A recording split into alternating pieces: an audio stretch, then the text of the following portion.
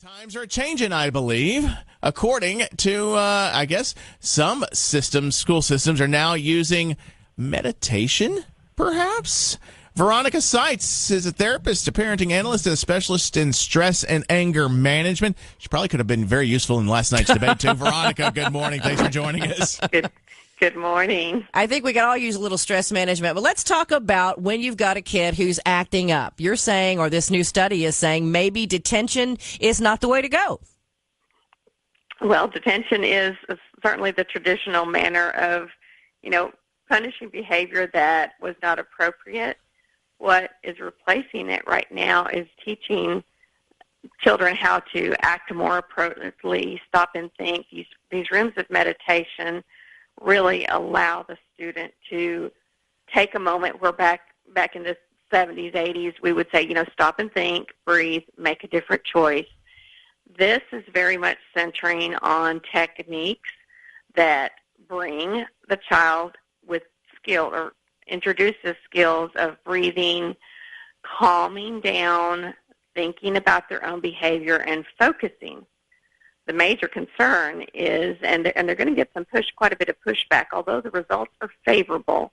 The favorable results are simply because the brain is capable of learning new material on a daily basis. What I applaud with this is that our kids need to learn skills in conflict resolution, whether it's an inner conflict they're having that causes them to act out, or dynamic communication. What they're finding with these meditation rooms is that children are gaining the skills to communicate better, control themselves better, do better in school.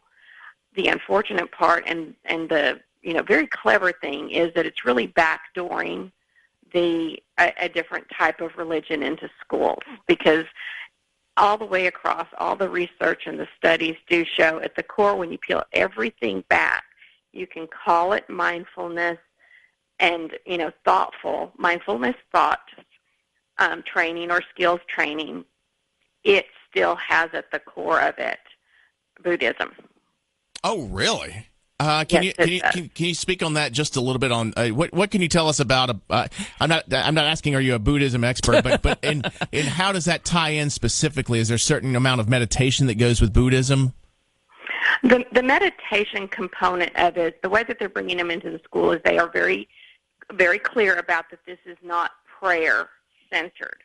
However, these are also programs that have after-school programs.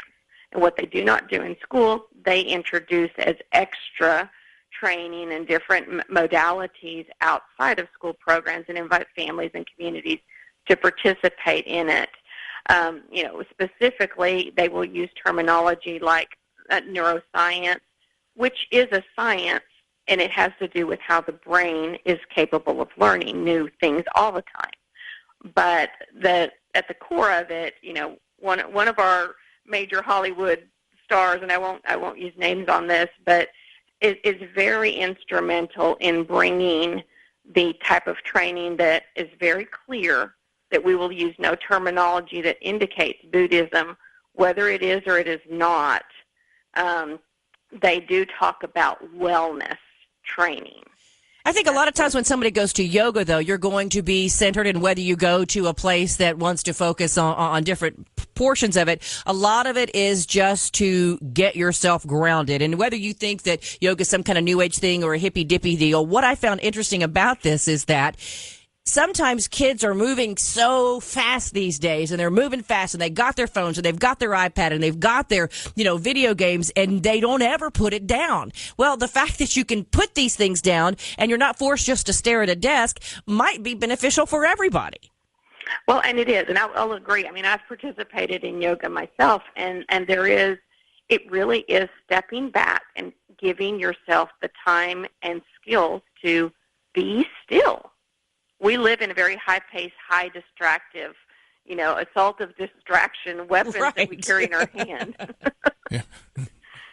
But yeah, it very much so. I mean, even here we have kind of open conversations, but we still have a sort of structure, and I can see where there would be a benefit to maybe having a little bit of a less of a structure to maybe calm down. But, I guess there are further questions, and we can go into this some other time about, are there certain foods that could go along with that could be calming, or perhaps getting to the root and finding out not just, calming in the moment, but going back and finding out what's, triggering that or causing that issue. But Veronica, thank you so much for spending so much time with us this morning on this. We appreciate that, and it's brought something new to light for us here on Memphis Morning News. Thank you so much. Thank you for having me. I know, we need to get a little grounded and a little